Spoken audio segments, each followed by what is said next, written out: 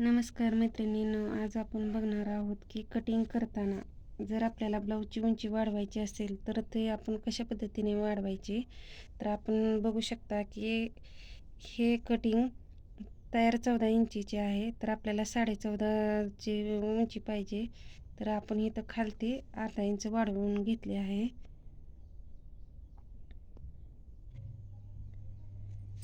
आणि डीप गळा असल्यामुळे आपण इथं शोल्डर इथं 2.25 घेतले आहे. 2.25 घेतल्यामुळे आपला गळा उतरणार नाही आणि हा फ्रंट पार्ट आहे. तर आपण इथं 2.25 असते, त्याच्यामुळे इथं आपण 2.5 होण्यासाठी आपण इथं थोडे वाढवून घ्यायचे आणि खालती आपण उंची वाढवल्यामुळे इथं आपण अर्धा इंच वाढवून घ्यायचा. खालच्या साईडला वाढवायचा, ह्या साईडला नाही वाढवायचा, ह्या बाजूला नाही वाढवायचा, खालच्या साईडला वाढवायचा. बरोबर आपली उंची वाढून जाते, त्यामुळे आपल्याला वेगळे माप काढण्याची गरज लागत नाही. एकाच मापावरून आपण बरेच मापाचे ब्लाऊज शिवू शकतो.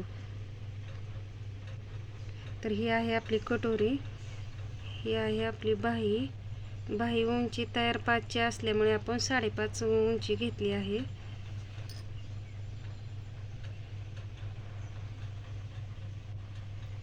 आणि ही आहे आपली क्रॉसपट्टी, ही आपली क्रॉसपट्टी आहे.